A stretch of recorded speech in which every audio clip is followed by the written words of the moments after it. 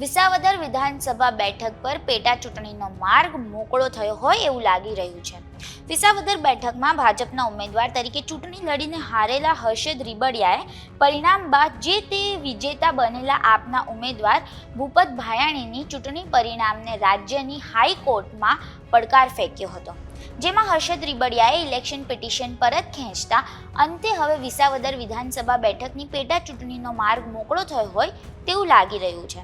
ત્યારે આ અંગે હર્ષદ રીબડિયાએ પિટિશન પરત ખેંચતા કહ્યું કે ગરીબ જનતાને દુઃખી થતી જોઈ નહોતો શકતો। ત્યારે વિસાવદર ચૂંટણી હર્ષદ રીબડિયાએ કરેલી પિટિશનના કારણે અટકી હતી। ત્યારે હવે આ અંગે હર્ષદ રીબડિયા શું બોલ્યા તે સાંભળો।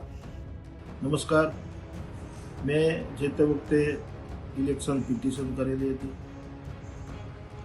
પછી ન્યાયિક પ્રક્રિયામાં સમય પસાર થયો, જેથી કરીને વિસાવદર વિધાનસભાની ચૂંટણી એવું કહેવાનું હતું કે ભાઈ પિટિશનને કારણે લેટ થાય છે। તો મારા વિસ્તાર આ ખેતી સાથે જોડાયેલો વિસ્તાર છે।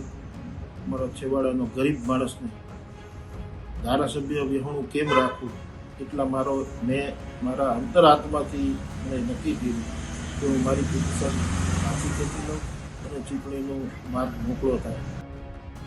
પૂર્વ એમએલએ હર્ષદ રીબડિયા દ્વારા હાઈકોર્ટમાંથી વિસાવદર વિધાનસભા પેટા ચૂંટણી મુદ્દે પિટિશન પરત ખેંચવા બાબતે પૂર્વ એમએલએ ભૂપત ભાયાણીએ પણ પ્રતિક્રિયા આપી છે।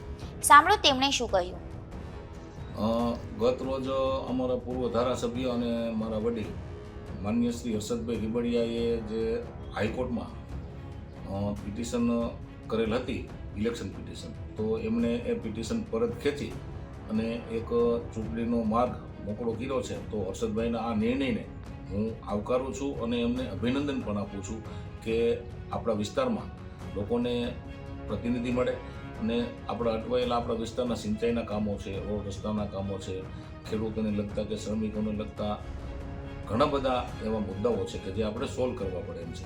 તો એમણે ચૂંટણીનો માર્ગ મોકળો કરી અને એક આવકારદાયક પગલું લીધેલ છે, તો એ પગલાંને હું આવકારું છું અને બિરદાવું છું। સાથે સાથે આવનારા દિવસોમાં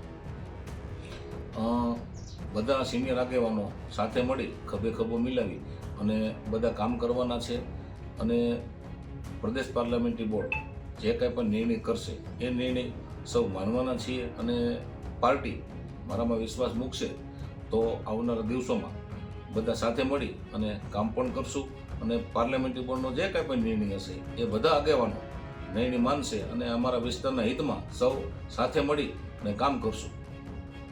દેશ દુનિયા અને ગુજરાતના તમામ સમાચારો માટે જોડાયેલા રહો વાઇબ્સ ઓફ ઇન્ડિયા સાથે।